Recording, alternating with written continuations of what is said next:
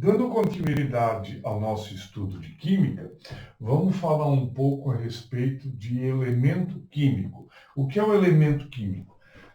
É a reunião de tipos exatamente iguais de átomos que estão espalhados em todo o planeta, em todo o sistema solar, em todo o universo.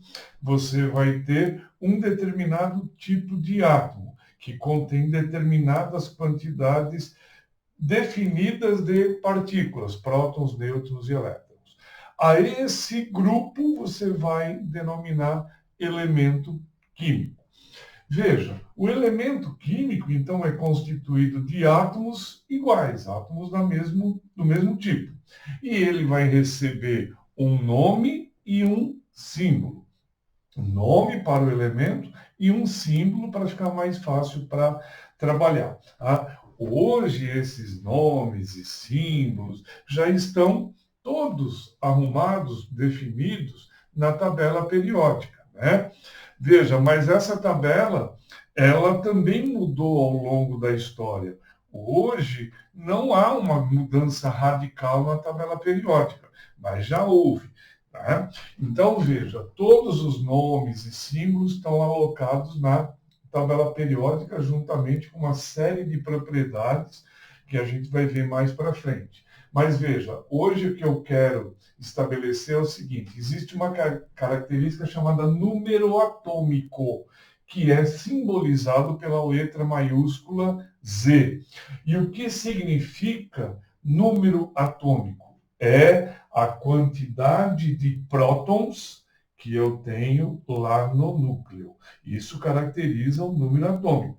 Obviamente, vai ser a mesma quantidade de elétrons, quando se trata de átomos, que a gente já viu que átomo não tem carga. Portanto, prótons tem que ser igual à quantidade de elétrons. Tá? Então, o número atômico é simbolizado por Z e representa a quantidade de prótons lá no núcleo. Muito bom. O que é número de massa?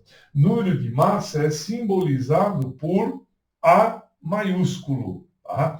E quer dizer a quantidade de prótons mais a quantidade de nêutrons. É a massa do núcleo, praticamente, porque os elétrons são desprezíveis. Tá? Então, número de massa é número de nêutrons mais a quantidade de prótons. A gente despreza o elétron, porque eu já disse que o elétron é muito, muito, muito pequeno em relação às duas partículas. Então, na prática, eu posso desprezar o elétron. Né? Aí, veja, eu tenho uma forma de representar assim, eu tenho o símbolo de um elemento, aí eu coloco o número de massa e o número atômico. Pode estar invertido, pode estar do outro lado. Né? Então, o número de massa e o número atômico. É uma forma fácil de representar para a gente poder enxergar a quantidade de partículas. Veja só, aqui, usando um exemplo, eu tenho um elemento, aqui é o símbolo desse elemento, por acaso o nome dele é flúor, o que ele tem? Um número de massa 19 e um número atômico 9. Por essa informação aqui, eu consigo perceber que o número atômico sendo 9, significa que a quantidade de prótons é a mesma quantidade de elétrons, que é igual a 9. Porque eu estou falando de um átomo, não estou falando de íon.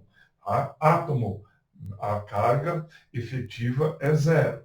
Muito bem. Qual é o número de nêutrons? É só você subtrair número de massa menos número atômico, dá um número de nêutrons. Então, 19 menos 9 dá 10.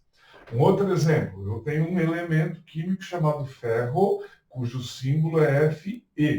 Aí, veja, o número atômico dele é 26, portanto, prótons e elétrons, mesma quantidade, que é 26. Quantos nêutrons o ferro possui? 56 menos 26, que dá 30. Portanto, ele possui 30 nêutrons, 26 prótons, 26 elétrons. Mais um exemplo. A prata.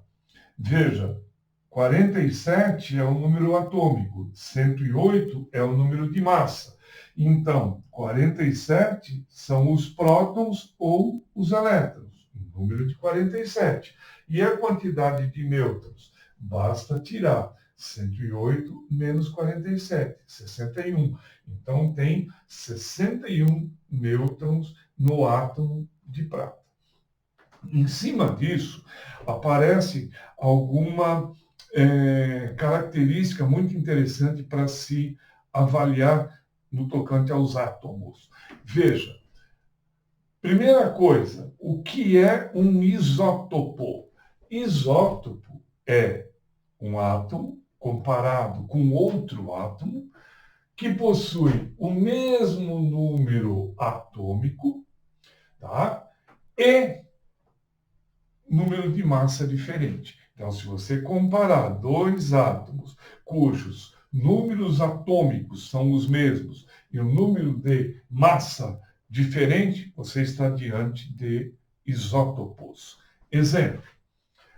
Genericamente, eu tenho um átomo X e um átomo Y. Esse átomo tem 27 como número atômico e o Y também tem 27. Portanto, ambos têm 27 prótons e 27 elétrons. O que muda? Muda o seguinte, se eu fizer 58 menos 27 dá 31. 60 menos 27 dá 33. Então, o átomo X tem 31 nêutrons, o átomo Y, 33 nêutrons. A diferença está no número de nêutrons. Então, basicamente, o que ocasiona o fenômeno da isotopia é a quantidade de nêutrons que é diferente, só. Mais um exemplo. Eu tenho outro átomo X e Y. Esse tem 6 como número atômico, 6 como número atômico. Então, a quantidade de prótons e elétrons é a mesma, 6. O que muda? Aqui, 12 menos 6 dá 6. 14 menos 6 dá 8. Então, eles têm números de nêutrons diferentes. É o mesmo elemento químico com número de nêutron diferente. Mais um exemplo. Aqui eu já coloquei, aqui eu só coloquei em X e Y, e aqui eu coloquei o nome realmente dele, o símbolo realmente dele. É o césio, tá? Veja, existe aqui pelo menos 2 césios. Um com número de massa 133 e o outro 137. Tá? O que muda? Nos números atômicos são os mesmos, então significa que os elétrons e prótons são exatamente os mesmos. O que muda? Quantidade de nêutrons, a quantidade de nêutrons que é diferente. Veja, aqui nesse eu tenho 133 menos 55 dá 78, 137 menos 55 dá 82. Tá? São a quantidade de nêutrons, né, diferentes. Nêutrons em quantidades diferentes geram o fenômeno da isotopia. Nós vamos fazer mais exercícios, nós vamos fazer exercícios onde vocês vão entender bem esse tipo de coisa. Eu vou colocar mais alguns fenômenos que ocorrem com os elementos químicos.